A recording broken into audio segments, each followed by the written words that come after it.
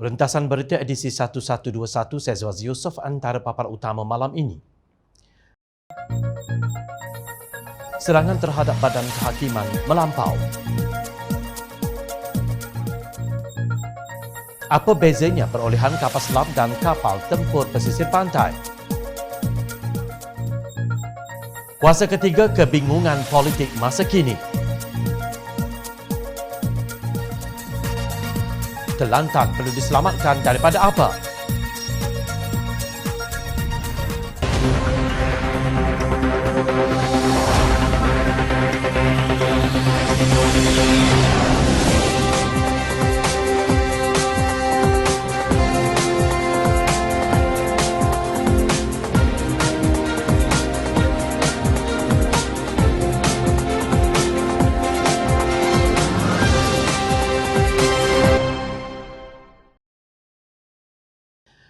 Assalamualaikum dan salam sejahtera. Akhirnya Ketua Hakim Negara Tun Tengku Maimun Tuan Mat membalas balik serangan pihak tertentu terhadap badan kehakiman. Dia berkata, hadirin yang saya hormati, kebelakangan ini mahkamah berhadapan dengan kes-kes berprofil tinggi dan melibatkan kepentingan awam. Adalah menjadi lumrah bagi kita para hakim untuk menerima kritikan dan tohmahan daripada pihak yang terkilat dengan keputusan-keputusan mahkamah. Apalagi bagi kes-kes yang berkepentingan awam.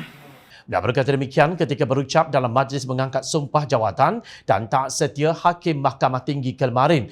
Menurut beliau, walaupun rakyat termasuk ahli politik pada tahap tertentu bebas untuk mengkritik, ia tidak bermakna mereka boleh melancarkan serangan yang tidak berasas dan keji terhadap badan kehakiman atau hakim tertentu demi mencapai matlamat mereka sendiri. Dia berpendapat serangan terhadap hakim dan institusi yang berlaku agak keterlaluan.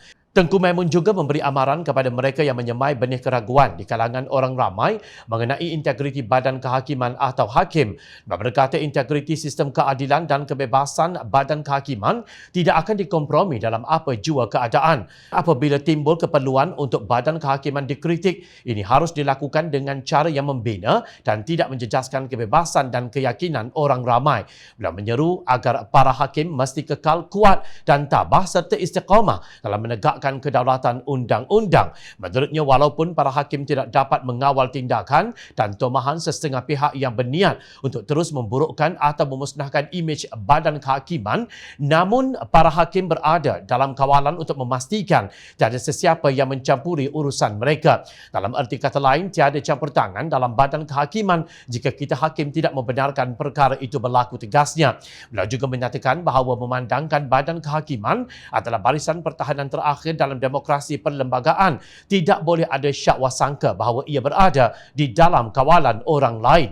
Tengku Maimun mengakui walaupun hakim tidak terlepas daripada kritikan dan accountability awam, dia berkata itulah sebabnya penghakiman bertulis adalah penting supaya ia boleh dibaca, dianalisis, dibincangkan dan dibahaskan. Dia juga mengingatkan hakim bahawa campur tangan dalam badan kehakiman tidak akan berlaku selagi kes diputuskan tanpa rasa takut atau pilih kasih, tanpa niat jahat atau motif, tanpa sebarang tekanan luar atau dalaman dan tanpa mengambil kira personaliti.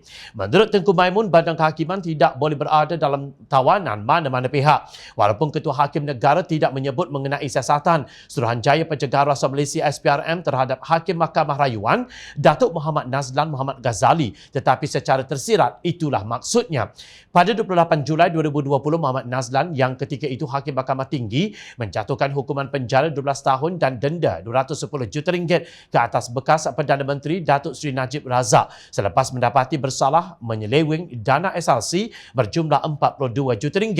Kes tersebut kini di peringkat rayuan di Mahkamah Persekutuan setelah Mahkamah Rayuan mengekalkan sabitan dan hukuman oleh Mahkamah Tinggi dan menolak rayuan beliau pada 8 Disember tahun lalu. Dalam hubungan ini, Ahli Dewan Undangan Negeri Perkhidmatan Pasir Faiz Fazil berpendapat tindakan sesetengah pihak yang cuba mencalar kredibiliti para hakim dengan dakwaan tidak berasas dan liar adalah untuk menjatuhkan kredibiliti badan kehakiman yang semakin bebas dan berintegriti.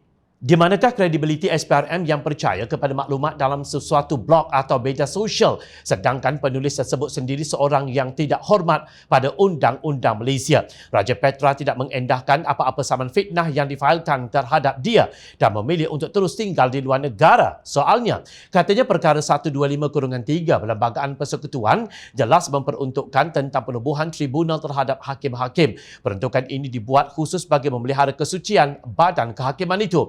Seharusnya SPRM menghormati peruntukan Perlembagaan Persekutuan ini supaya keluhuran undang-undang terus tertegak. SPRM perlu bertindak sebagai badan yang bebas dan adil, tegasnya. Jom China bersetuju dengan pandangan beliau bahawa sistem kehakiman yang baik dan berintegriti melambangkan asas kekuatan sesebuah negara. Justru sepatutnya polis siasat siapakah yang mendalangi serangan terhadap badan kehakiman. Kumpulan Pertahanan Perancis Thales SA didakwa pada Januari kerana bersubahat secara aktif dalam rasuah dengan pegawai awam asing susulan penyiasatan ke atas tuduhan membayar rasuah di luar penjualan kapal selam ke Malaysia pada tahun 2002, lapor Agence France Presse atau AFP.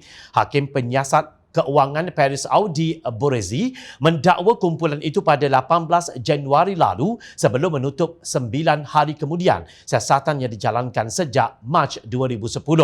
Menurut AFP, Thales, salah satu kumpulan pertahanan utama di dunia, melawan dengan tegas terhadap fakta tuduhan terhadapnya.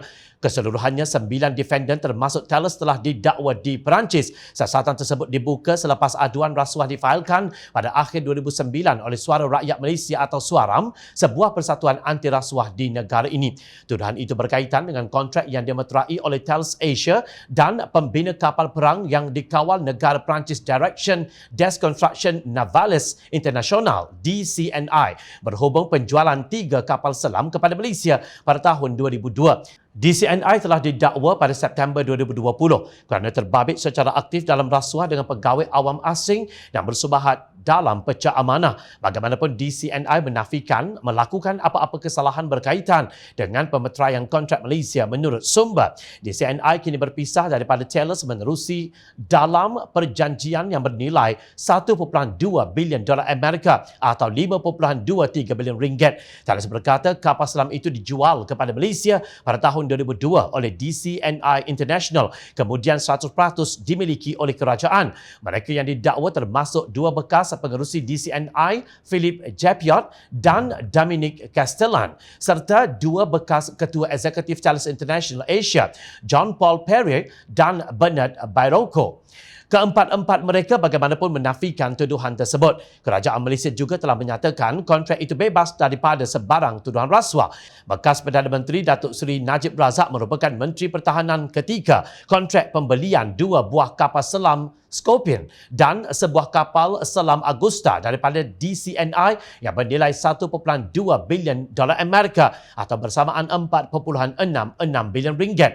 Abdul Razak Baginda bertindak sebagai penasihat kepada pembelian tersebut didakwa menerima sogokkan lebih daripada 114 million euro sebagai bayaran kerja konsultan oleh firma yang dirinya pemegang saham terbesar. Di sebalik tabir isu perolehan kapal selam itu, turut didedahkan pembunuhan pada tahun 2006 seorang jurubahasa dan perantara Mongolia Atantuya Sharibu yang telah mengambil bahagian dalam rundingan tersebut. Dalam hubungan ini, Jom China kagum dengan kegigihan penyiasat Perancis terhadap kes yang didakwa berlaku pada tahun 2002. Cara mereka membongkar kes perolehan kapal selam itu amat berbeza dengan penyiasatan projek pembinaan kapal tempur pesisir pantai atau Littoral Combat Ship LCS yang telah dianugerahkan kepada Boston Naval Shipyard pada 16 Disember 2011. Kontrak perjanjiannya ditandatangani pada 17 Julai 2014. Kapal pertama yang sepatutnya siap dibina daripada sejumlah 6 kapal ialah pada April 2019. Hakikatnya sehingga hari ini iaitu 3 tahun daripada tarikh ia sepatutnya siap, bayang kapal pun tidak ada. Menurut bekas Menteri Pertahanan Muhammad Sabu dan timbalannya Liao Ching Tong, kontrak asal LCS bernilai 9 bilion ringgit. Dalam laporan siasatan khas yang diketuai Tan Sri Amrin Buang, dalam projek tersebut sebanyak 5.94 bilion ringgit telah digunakan dan daripada jumlah itu tidak diketahui ke mana perginya 1 bilion ringgit. Ujar mereka dalam satu kenyataan bersama. Difahamkan Suruhanjaya Pencegahan Rasuah Malaysia SPRM telah membuka 3 kertas siasatan isu perolehan kapal LCS. Namun menurut perkongsian video oleh sebuah portal berita, Timbalan Pesuruhjaya Operasi SPRM Ahmad Kushairi Yahaya berkata dokumen sudah lama kerana kes itu bermula pada 2009, 2010 dan 2011. Beliau berkata SPRM menerima kekangan kerana perlu menjalankan siasatan melalui bantuan bersama dalam perkara jenayah untuk berurusan dengan syarikat dan entiti asing. Nampak tak perbezaannya? Naib Presiden Amanah Datuk Mahfuz Omar meluahkan kegembiraannya apabila pimpinan PAS berkata parti itu tidak akan menyertai kemah besar anjuran Pakatan Harapan. Beliau berkata demikian dalam satu ciapan di Twitter. Alhamdulillah, elok sangat PAS tak sertai kemah besar. Jika tidak, busuk sekemah macam plastik sampah lori tak main ambil 2 minggu. Inilah ibarat PAS, parti yang tidak boleh dipercayai. Terdahulu, Pengarah Pilihan Raya PAS Pusat Datuk Seri Muhammad Sanusi Muhammad Noor menegaskan bahawa partinya tidak akan menyertai kemah besar Pakatan Harapan walaupun telah ditawarkan. Menurut beliau, pendirian itu sudah dibincangkan secara bersama antara parti-parti di dalam Perikatan Nasional. Selain itu, strategi untuk kerjasama dengan keadilan juga tidak akan diulangi, memandangkan PAS telah merasainya selama 20 tahun termasuk ketika membentuk Pakatan Rakyat. PN bincang untuk benda itu. PAS telah buat keputusan untuk tidak menyertai. PAS menolak rancangan itu. PN ini kalau PAS tidak turut serta, dia pun tidak cukup. Tidak boleh pergi. Pergi tak cukup kerusi nak buat apa? Baik tak payah pergi, katanya. Seperti dipetik Astro Awani. Beliau juga menegaskan menolak rancangan untuk menyertai Pakatan Baharu melibatkan keadilan sama ada tanpa DAP atau bersama DAP. Ini bermakna kenyataan Timbalan Presiden Amanah Datuk Seri Salahuddin Ayub bahawa Pakatan Harapan tidak menolak untuk bekerjasama dengan mana-mana parti termasuk Bersatu dan PAS telah dibangkul sampahkan. Justru pilihan raya umum ke-15 tidak mungkin melahirkan pertempuran 1 lawan 1 mahupun 3 penjuru. Ini kerana masih ada sekumpulan parti lain yang juga akan turut serta dalam pilihan raya umum itu nanti. Pengulas politik Lim Teck Chi dan Murray Hunter mencadangkan diwujudkan gabungan pembangkang kuasa ketiga yang terdiri daripada Warisan Muda Gerak Independen atau GI dan Parti Sosialis Malaysia PSM tanpa Pejuang dan juga Putra. Alasannya 4 parti tersebut bersifat berbilang kaum dan mereka mampu menawan golongan B40 serta pengundi muda. Bagaimanapun, penganalisis dilaporkan kurang bersetuju dengan gesaan mewujudkan gabungan seumpamanya pada pilihan raya umum akan datang. Frame Malaysia Today memetik pandangan Profesor James Chin dari Institut Asia Universiti Tasmania sebagai berkata kuasa ketiga ini tidak mempunyai masa yang cukup untuk menyiapkan dan menjual idea. Mereka sekiranya pilihan raya diadakan tahun ini. Ini kerana kuasa ketiga ini berkemungkinan akan bersaing dengan kerusi yang kini dipegang oleh Pakatan Harapan. Idea mereka untuk menggunakan pendekatan bukan perkauman tidak diterima di kawasan Melayu luar bandar. Oleh itu, mereka hampir pasti akan menyasarkan kawasan bandar. Namun malangnya kebanyakan kerusi ini dipegang oleh Pakatan Harapan. Katanya seperti dipetik. Penganalisis Dr. Awang Azman Pawi dari Universiti Malaya pula berkata, Pakatan Harapan akan mengalami kerugian paling banyak daripada kemunculan kuasa ketiga. Menurutnya, kedua-dua kumpulan menyasarkan kumpulan pengundi sama iaitu masyarakat serta kelas pertengahan Cina dan juga Melayu. Saya tidak rasa mereka boleh melakukan banyak usaha jika pilihan raya diadakan tahun ini. Secara fizikal dan mentalnya, mereka tidak bersedia, tegasnya.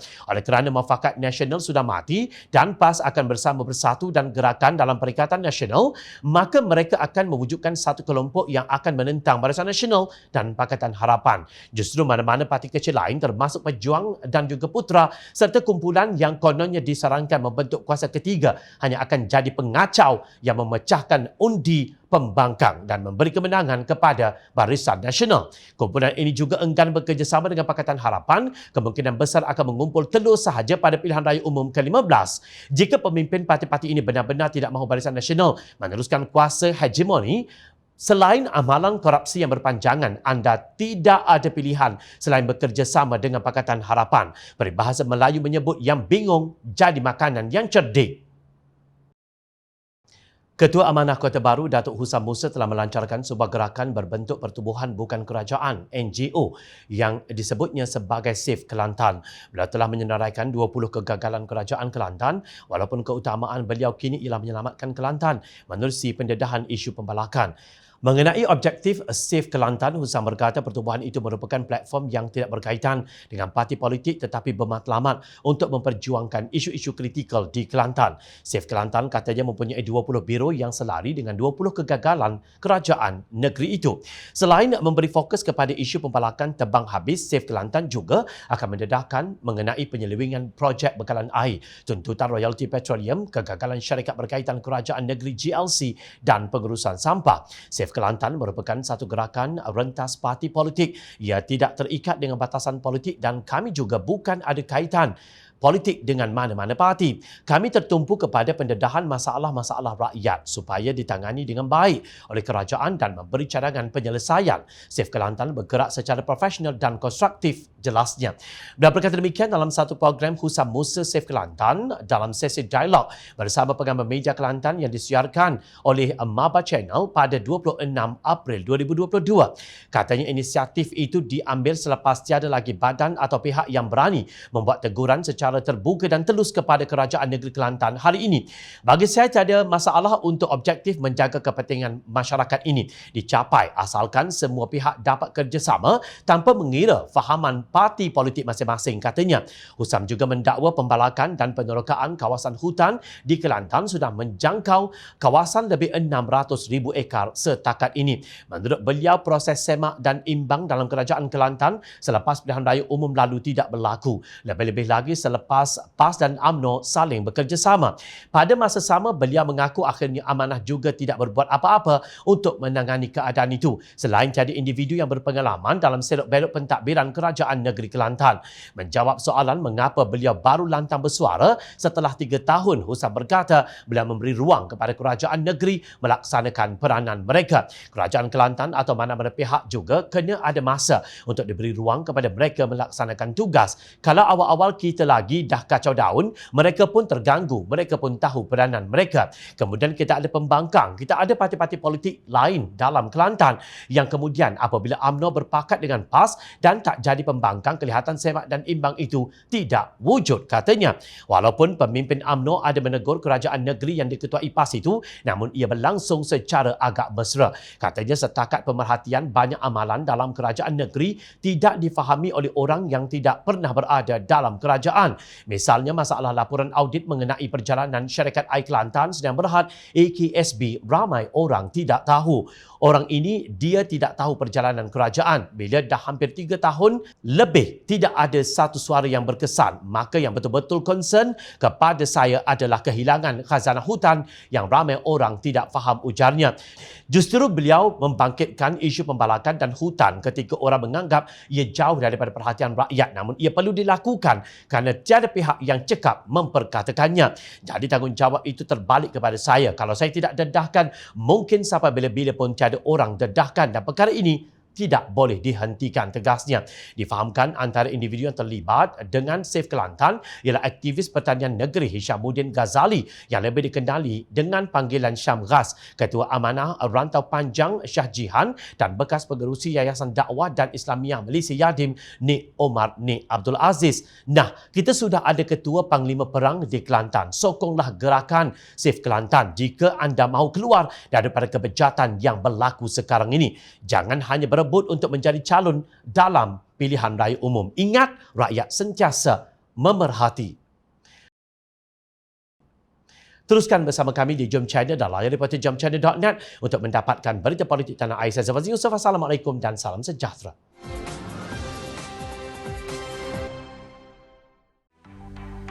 Mencari maklumat dan berita politik yang bebas, kupasan yang tepat, panas. Dapatkannya secara eksklusif hanya di Jom Channel. Komitmen kami, pentasan berita Isnin hingga Jumaat. Berbicara dan isu semasa, kami garapkan secara langsung. Panel-panel berkaliber dan profesional. Interaktif, pandangan anda kami raikan. Jangan lupa bersama kami di setiap hujung minggu dalam edisi khas mingguan. Jom Channel, moving forward, sharing a new experience.